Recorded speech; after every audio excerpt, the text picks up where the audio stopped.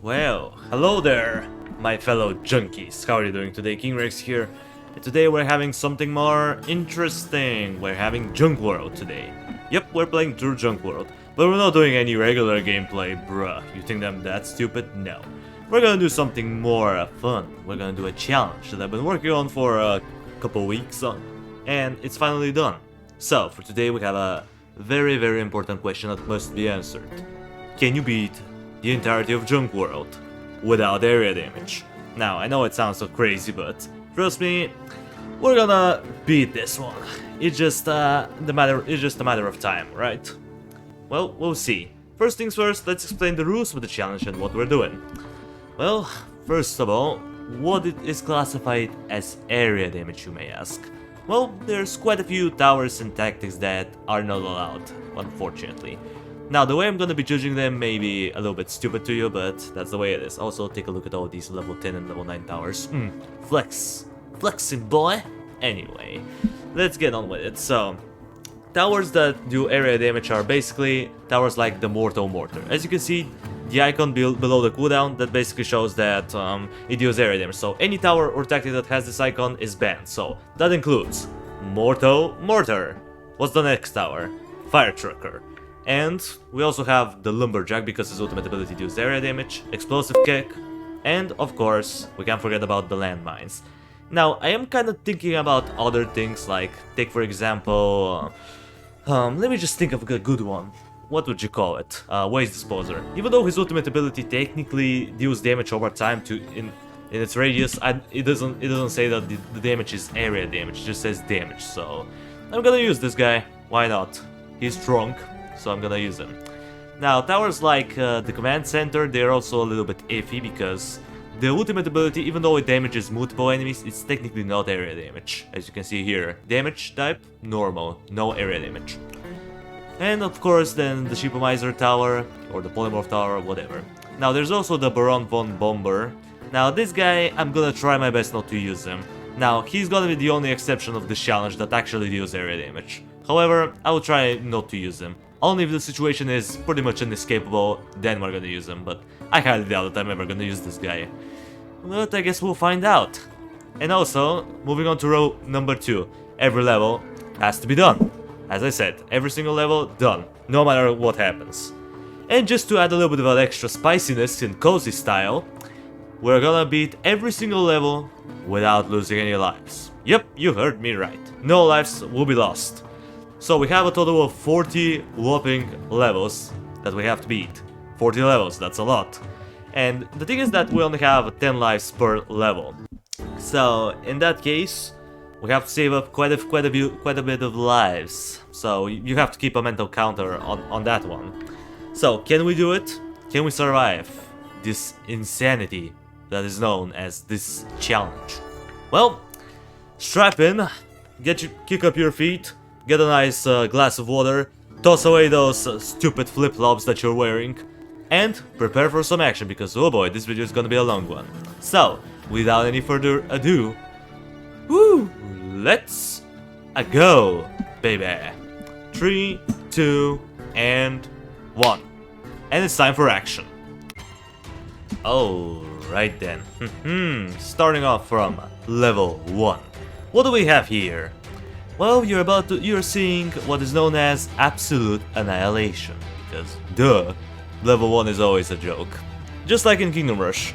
No matter what thing you're gonna do, the first level is always gonna be easy, and you're not gonna feel the challenge, like, at all. Like, look at that. Everything spawn killed, just like that. What a disappointment. Second level, pretty much the same. Nothing really different is going on here. The only exception is the new enemy that we're encountering, which is the motorcyclers, which, for the most part, end up being very annoying due to their very fast speed and lack of the lack of your ability to block them until you kill them. So yeah. They are annoying. Imagine if you have a Warg Rider on steroids. That's basically what these guys are. Well, not really, but it's something like that. Anyway, level 3, pretty much the same. And yeah, if you couldn't tell, the first few levels are absolute and utter disappointments. So, let's talk about my tower choices and why do I pick them. Well, I picked the Machine Gunner for obvious reasons. He is what is classified by most players in Junk World the best tower in the game, due to his fast attack rate, the ability to do consistent damage, the fact that he can shoot at flying enemies, and the fact that he is pretty much useful for any situation. Even against small hordes of enemies, he can do surprisingly well. Sure, he may not be as good as like towers that are meant to be dealing with hordes of enemies like Fire Trucker or Lumberjack, but he's still doing okay, which is pretty impressive. And keep in mind that he is at level 10, so he can't go any further. Now the sad thing, before we continue with my other choices, I want to touch on an issue that I find in this game. And that is, once you level up a tower, or tactic for that matter, up to level 10, guess what? You don't get anything special for it. And level 10 is pretty much the maximum. I've tried it, I've tried to level up a tower up to a higher level than 10, but level 10 seems to be the power ceiling for everything, which, you know, it's good, but also bad at the same time, because that way, you don't get anything special. I mean, let's give you an example. The Lumberjack usually can hit multiple enemies with his basic attack. What if at level 10 he can hit 3 or even 4 enemies? Make him more interesting, make the grind worthwhile. Well, guess what? It's not really worthwhile. I mean, the only thing that you're getting is like 10% stat increases. I think that's how the upgrade system works in Junk World. Every time you upgrade a tower, it gets 10% stronger, at least from what I can tell. Now, I could be wrong, I'm not Vuduk, I wasn't a beta tester of the game, so I don't know everything about Junk World that's ever existed, so I could be wrong. Now, before we continue, we have this level, and this level is actually a little bit scary. I mean, look at this junk carrier, man. Ooh, he almost got through. Thankfully, the harpooners ended up sniping him, which was quite impressive. I don't have to redo this level, so that's good. Even though it looks scary, it's not. It's just a matter of RNG. That's why you need to preserve the abilities of your machine gunners, because if you don't know what his ultimate ability does, basically it increases his attack speed and damage significantly for a short duration. And he can shred through hordes of enemies. He can even kill a Gator Rider with this ability, which, if you don't know, is one of the toughest enemies in the game, which we're gonna be seeing later on. For now, we're moving on to slightly easier levels. Even though this one has a lot of fast-moving enemies, we have towers to counter them, so we don't really have any issues. Now moving on to my other tower choices. I use the sniper for simple reasons, because she has an incredible range, she can do some decent damage, and she can also annihilate pretty much any single enemy with her ultimate ability. Sure, it is a little bit hard to target, but I get used to it. The thing is that before this challenge, I barely used the snipers, like, at all. I know that people say that they're very strong, but to me they never were. Because of one thing, RNG. Their damage is very inconsistent. Like, we're talking 2.5 times the difference between the lowest and highest DPS, which is not good. Now, I don't remember the exact values of the sniper at the time of this recording, so I'm not gonna try to, you know, give you some random numbers, but let's just say that they are not that great. Now, the only good thing about the sniper is that she can pierce armor. As you can see, the big guys with the shields on the top pad, the sniper can ignore their armor, or the shield, I suppose, which is good. However, the thing is that besides those enemies, none of the other enemies have shields, or in this case, armor. And yeah, that's another big issue with Junk World. Lack of armor and magic resistance. That really makes a lot of towers and tactics pretty much dependable on just numbers instead of damage type. Like, why would someone in their right mind use I don't know what's a good comparison. Let's say why would you use the sniper against an armored enemy when you can just use other towers like machine gunner? You know, the sniper doesn't seem very useful to me, at least at most levels. Even though I use her quite a bit, I just bring her in because she is by far my best option. Also here, I don't know why the video is a little bit laggy. I'm sorry for that, but yeah, I ended up dying here because bad timing or just something. I just died. But to be honest, this is one of the 2 brutal missions in this area, so it caught me a little bit off guard. And also here we get more new enemies. As you can see, we have the brutalizers, which are probably the most annoying ones to deal with because they're tanky, they're very difficult to stall, and the thing is that they make your towers prioritize them instead of other enemies. So if they're combined with the right type of foes, you're gonna have a recipe for disaster, to say the least. Also, this level was a little bit scary because of the tornadoes, but thankfully we got the ability for the machine gunner just in time, and we were able to shred the horde, which was obviously pretty pog. Now, the other towers that I'm using. Well, I'm using mostly the underground warriors. They are by far one of my favorite towers in the game. Even though most people hate them, I love them. I mean, look at that. Look at the small horde of of underground warriors going on. It's quite wonderful to see. I don't know why, but whenever I play with the underground warriors, I always get this big ass army in the end that just is almost unstoppable. Now, sure, here the enemies got pretty far, but we're able to take them down because we had a solid choke point. Here, we don't really have anything of interest. It's just kind of a iffy level. It's not really bad. We have a lot of tracks, so yeah, we ended up shredding this level. However, the issue with the underground warriors is that you can't really control them. Like they're gonna pick a path and support this path and nothing else. So yeah, every 9 seconds you're getting a unit, which, you know, is the positive part, but also the negative, because it's kind of like the Walking Dead from, what was it called? I think Boneflinger, yeah, Boneflingers from Kingdom Hearts Vengeance. You know how the Boneflingers had the ability to summon skeleton every 12 seconds or so? Well, these guys basically work the same way. And they're not bad. The underground warriors have a decent amount of toughness, and they do a good amount of damage, so they can pretty much take care of multiple junkies at level 10 by themselves, which is pretty nice. If you have like one underground warrior, he can take down between 2 and 3 junkies, which is the basic enemy, so that's not bad. And yeah, he can tank I think up to 3 shots from a brutalizer. Sorry, I had an internal burp. I don't.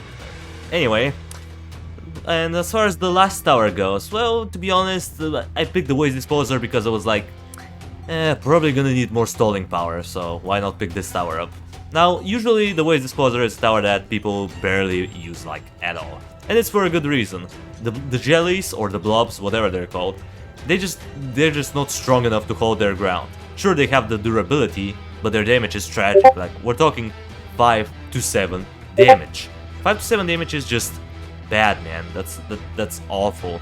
I don't know why people think that this tower is great, but it's not. Like, if you think that this tower is good, yeah, I'm pretty sure you have something going on, which I don't want to really get into. And the only saving grace for this tower really is the durability. The durability ended up coming in clutch in the second area. Now in this area, the Waste Disposer was kinda, whatever. Like, it's like a whatever tower, you know. You can use it, you cannot use it. There's not gonna be much of a difference. And as far as the other choices go, I mostly try to avoid the command center. I only use them like occasionally here and there, but it ended up being kind of a mech tower. We also have the Mad Scientist, but I just don't use him because Mad Scientist is by far the worst tower in the game. It's basically like a Blazing Gem with 10 times less damage. So yeah, I think that's enough of an explanation to make you understand why this tower is bad. Because it cannot even counter the enemies that it's supposed to be countering, which are the tough ones. Oh, I just noticed we're already on the boss level. God damn, we've been cruising through. That's quite impressive. Now here, the only annoying part was probably the brutalizers and the guys that are flying in bathtubs. They are the annoying part. Because you can see the boss comes in, and you know, he's just rolling in, ready to crush us. But we crush him. Look at that. Look at that machine gunner. Took away like so much HP. Sure, the boss made it a little bit further than usual, but that should be expected. We still kill them, and we can progress into the second area. Moving on to the swamp, which is supposed to be, you know, the difficult area. It's definitely harder than the first one, that's for sure, because the basic enemies here have like 110 HP instead of 60, which is like nearly twice the amount. So yeah, but to be honest, the first level here wasn't all that bad. The only annoying part is the bloodsuckers or the overgrown mosquito thingies, whatever they're called. They're a little bit annoying because they can just latch onto your guys and they can just drain them. And the thing is that when they perform their animation to where they dive down towards your units, they're untargetable, which I don't know what's up with that, and I don't know why this is a thing, but it is. I noticed that with other enemies as well, but I don't really remember. I think the only other enemy that has similar mechanic is the Pigman, which you're gonna see in a bit. He's gonna be coming in, I think, on the next level. And yeah, besides the other tower choices, there really isn't all that much. Like, for the most part, I just use the machine gunner, sniper, underground warriors, and waste disposer. These are pretty much my main picks. Now also, here we go. Here we have the pigman. And they are kind of annoying. They have, I think, about 180 HP, which, you know, it's a medium amount of toughness. However, once the unit is near them, they enter a rage mode. And when they are in their rage mode, they end up becoming invulnerable to any damage, and they charge towards your units, and they cannot be blocked while doing that. So if they charge at a bad time, you may be screwed. And here, as you can see, the choke point holded itself off. It was a little bit scary, but we pushed through it. Moving on to this mission. Now, here we encounter the Gator Riders, which are, you know, these crocodilian creatures. And they are kind of a toughie, you know, they are classified as one of the toughest enemies in the game. They have almost 500 HP, they have a medium amount of speed, they have both melee and range capabilities, and on top of that, guess what? When they enter a melee combat, they can insta-kill your units, so yeah. Not a good idea to use a lot of melee units against them, like, it's a bad idea. Like, sure, you can use a little bit, like, you can, like, a set of underground warriors should be nice, because that way you can just stall them for a little bit. But by far the best way to deal with them is usually polymorph them into sheep with a polymorph tower or a sheepomizer tower, whatever it's called. I just call it the polymorph tower because that's what it does. It polymorphs enemies into sheep. And the thing is that the sheep are pretty nice to have around, because if you don't know what a polymorphed enemy is, well, he loses all of his attack power, he loses all of his special properties, and on top of that, he is very slow. And yeah, he's just a complete another joke. Now granted, if a sheep ends up leaking through, you're still gonna lose life. Just like the polymorph ability of the sorcerer from the original Kingdom Rush. The only difference is that you cannot just click on the sheep and expect it to explode, because in this game that doesn't work. I tried it and the results are pretty dissatisfying. Now I also forgot to mention the bloated frogs, or whatever they're called. You know, the little green frogos. They are kind of annoying because when they approach your units, they explode and they do, I think, 80 damage on impact. And when they explode, they leave this cesspool, and this cesspool ends up doing quite a bit of damage, so we have to keep an eye out for that. Now, moving on to this mission, not so fun part. Yeah, it wasn't really fun because I don't know what it is about this level. It just really got me on edge for some reason. Like, if you have precise micro and you have a good positioning of your towers, you should be fine. But as you can see, it was a little bit scary, just a wee bit. But enemies didn't make it like halfway through the map, so we're Gucci. Now keep in mind that we cannot lose any lives, so that's why I'm on edge every time an enemy gets closer than it's supposed to be. But keep in mind, no area damage is found in the building yet, so yeah. Now, what else is there to say, really? I don't know. Oh yeah, I forgot. The tactics. I completely forgot about those. Well, as far as the tactics go, I think you pretty much see which tactics I'm using, like, for the most part. Mad Mark, who is basically the equivalent of a hero, he is pretty darn strong. But before we continue, I want you to take a look at this wave, because holy crap, it was kind of close. I mean, look at that. I almost lose a life there, but we didn't. We survived. A little bit scary, but whatever. Putrid March though, this mission was kind of tough. Like, the first few waves are... The first wave especially, it's pretty tough.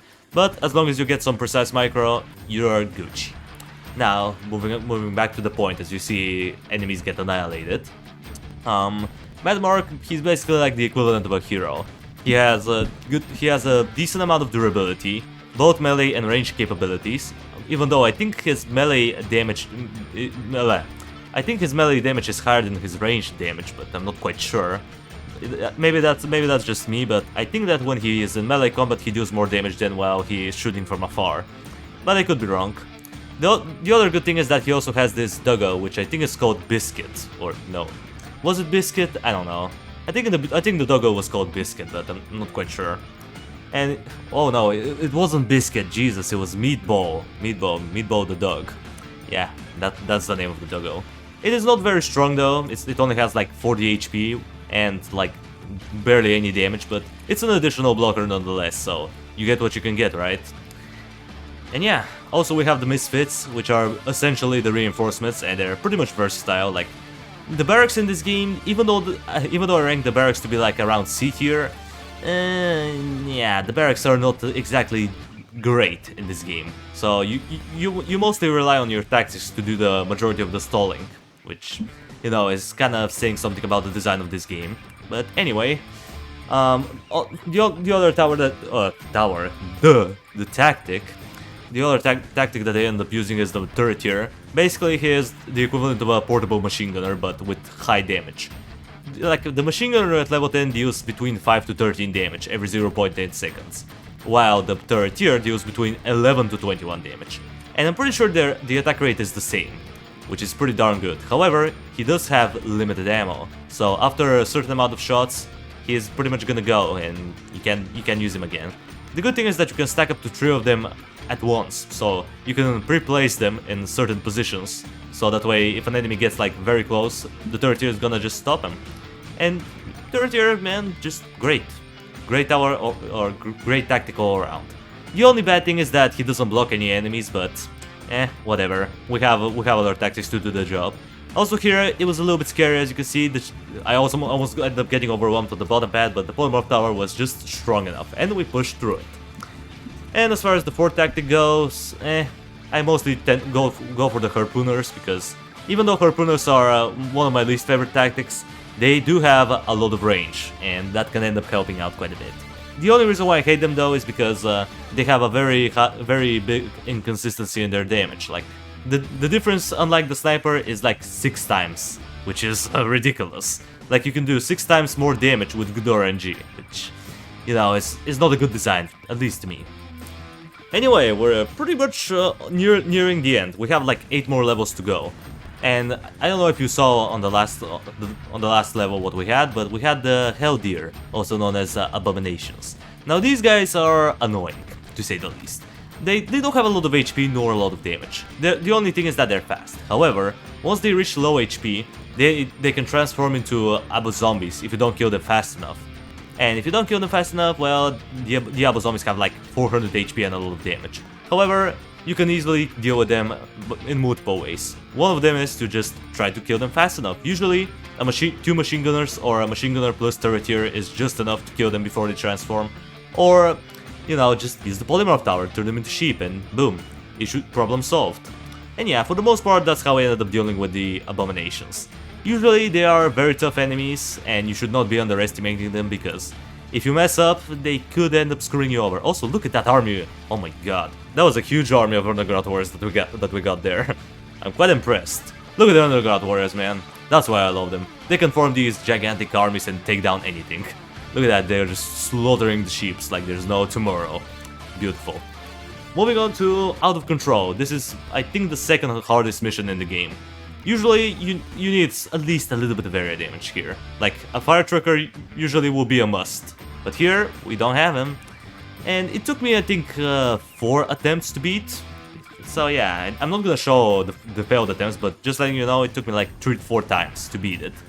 Because you need to be very precise on this mission. You have one of everything. You have Abominations, you have Gator Riders, you have raccoons, you have a lot of stuff. And you also have the Froges, which are, you know, annoying. Thankfully, the Gator Riders aren't that bad. You just have to polymorph them, and as long as you can polymorph them, they're a joke. However, this mission wasn't. Oh no. Monsters in the Dark is usually the hardest, what most people will say is the hardest mission in Junk World. And it is. It just has, like, I don't know how to put it, it's just very hard to beat. It took me like 8 or 10 attempts to beat, but I ended up beating it in the end. All you really need to do is just time your abilities very, very well. If you don't time your abilities and don't have fast reflexes, you're gonna die, let's just say that. I mean, sure, if I was doing this challenge like normally, I would probably beat it on like the second try, but since we're trying to not lose any lives, it's a little bit harder. Also, look at these roaches, man. Ooh, that one got very, very close to my exits. I don't know how to feel about that, but whatever. We ended up pushing through this level, and we're victorious, right? Well, yeah, but look at that, we have a new challenger, and oh boy, this guy. Oh my god. I don't know how to put it, guys, but we are in for a loop. because we have the Order Footmen, which usually are not that bad. Usually you have area damage to counter them. But here we don't. And guess what? Apparently, not having area damage against these guys equals, let's just put, how do I put it lightly? A torturous experience. Let's just leave it at that. I mean, look at that. Look at these guys, they just keep on walking through. I mean, sure, we have like machine gunners to deal with them, but machine gunners, I'm not quite sure if they're gonna hold it. The last wave has a lot of these guys. I mean, look at that. We have like 6 Order Footmen with 3 Order Scientists. Which, if you don't know what the scientists do, basically they just... Whenever Order Footman gets damaged in their range, basically they just ended up shooting him with a syringe, I think, and it ends up regenerating his health, which, you know, it's not great. They're basically like the equivalent of a orc shaman, or whatever it was called, or whatever. The guy that can heal allies in the original Kingdom Rush, I don't remember his name. Witch Doctor. Oh my god, I just remembered it. Witch Doctor. That's what his name was. Anyway, moving on to the second mission with Order Footmen. It is a little bit easier because we have time to charge up our abilities, and I want you to take a look at what's gonna happen on Wave 3. Because here, believe it or not, I went for triple Waste Disposer. Yeah, triple Waste Disposer. It sounds stupid, but trust me, it works. Like, because my Waste Disposer is level 10, we basically have almost a little bit over 900 HP worth of stalling power. Combining that with the Trashman, who has like 500 plus HP at this point, we have almost an impenetrable wall. Like, look at that. Look at these guys. Look at how long it takes them to push through. And by the time they do, we end up shredding them. So yeah, we're victorious. But now... Oh no. Oh no, no, no, no, no! Now here we go with the Ultra Omega Giga Giga Biga Diga Diga Biga Blah. Death. Basically, this is the death level. This is the level where your soul is gonna get crushed, boy. It's just going to. Now, granted, the first 2 waves are easy. All you really need to do is focus, and you can push through them easily. However, Wave 3, you have so many Order Footmen and so many Order, what were they called, Scientists, that you just don't have enough time to react. I mean, look at that. Look at how fast they come in, man. What am I supposed to do here? How am I supposed to survive this? Houston, I think we have a problem, because we died. And as I said in the rules, I cannot give up. Every level has to be done, no lives lost. How the hell do you do that? Oh no. Well, we have some major roadblock, to say the least. And this level wasn't easy, not at all. You think this is easy? Bruh. This took me about 6 hours. Yeah, 6 hours worth of torture. Imagine if you were going to hell back and forward, over and over and over again. Well, that's basically this level without area damage. It is just depressing. Because no matter where you put your towers, the Order Footmen always end up overwhelming you. Like, no matter what you do, they overwhelm you, man. I mean, look at that. I'm starting, my brain is melting literally. I'm using the freaking command center. Why am I using this? Of course I'm gonna die. You know what? Here I deserve to die, because command center should never be used. And at this point I'm going mental. I'm using the freaking medic because I thought, you know what, maybe he's gonna make a difference. Well, guess what? No. These guys are OP. Once they power up, they can one-shot pretty much a Waste Disposer blob at level 10. At level 10. So yeah, if you couldn't tell, this level is enraging, to say the least. It is bad. It is bad. But I think around the 4th hour mark, I really started to give up. Like, I was like, I think this is the end of the road. This is impossible. However, there was a little bit of a bright beam of hope that ended up coming through when the situation was really, really dire. And you're gonna see it in a bit. Now, I'm not quite sure if one of those clips are duplicates. They could be, because I pretty much tossed in a couple random failures, so apologies if that's the case. But anyway, here it is. Look at that. Look at this setup. You think that we're gonna die again? Because, let's be honest, I don't even use the Waste Disposer here. How am I gonna survive? Well, you will be right, but look at that. That didn't happen. We survived with 1 heart. And that's all it took to give me motivation. I just tossed myself into this level again, and I keep on trying. And look at that. We're gonna have some progress here and there. We went from surviving with 1 life to, drumroll please, 4 hearts. Not bad. However, after this attempt, which you saw before, I couldn't get there like 10 times in a row. So I was like, you know what? That's it. I'm done with this BS. I'm using the Veron Bombarder. I don't give a crap. However, later on when I was looking at this video, I was like, do I want to do this to myself? Do I want to just listen to the comment section, be like, bruh, you used area damage, you lied to us, that's it, we're done with you, we're not watching your content, we're not going to like this video, we're gonna dislike it, we're gonna report it, we're gonna do bad things. So, because of that, I was like, you know what, alright, I'm not gonna use this guy, screw this, I'm tossing this attempt away. So, after many hours of hard work, I end up succeeding. Look at this beauty.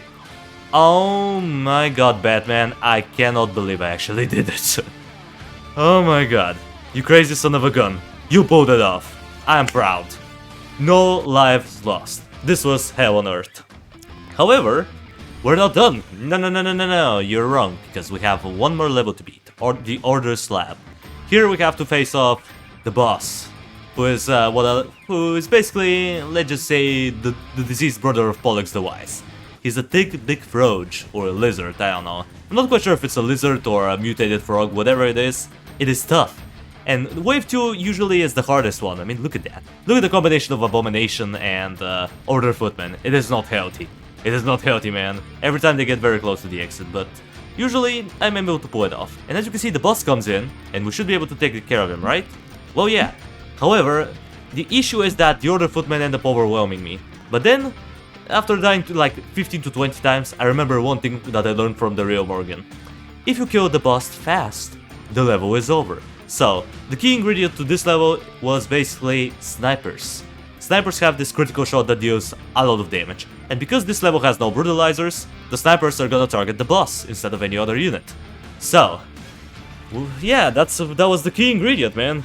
I wish I knew that a few hours ago, but I didn't. I wasted like 2 to 3 hours on this level when I could have just used snipers. Duh. Well, I guess whatever. It took some critical shots, but in the end, we managed to pull it off. Look at that! Die, you scumbag! There you go! Woohoo! We beat it! I am freaking impressed, boys. I am more than impressed. I am... I have no words, man. I'm proud, let's just say that. And so, in the end, the question must be answered. Can you beat the entirety of Junk World without area damage and without losing any lives? I can proudly admit that the answer is yes. Yes, you can. Sure, the last 2 levels are insane, and I don't recommend you doing that unless you wanna ruin your mental health. But, if you are a brave soul, give this challenge a go. You will not be disappointed. And also, a quick message to the real Morgan if he ever watches this video. Thank you, man. Thank you for inspiring me to create a challenge of my own in Junk World. You're great, and I hope to see more Junk World content coming out of you in the future. So yeah, that's it, guys. And if you want to see some Junk World content coming out from my channel as well, feel free to comment down below. I would like to listen to you, because, as you know, to me, your opinion matters the most. Also, sorry for not having a face cam, but the game is on mobile, so I can't really do the face cam thingy. So, apologies for it. And so, with that out of the way, that's gonna do it for the video. Thank you everybody so much for watching. I appreciate you for sticking around to the end. Subscribe if you want to see more of this content in the future.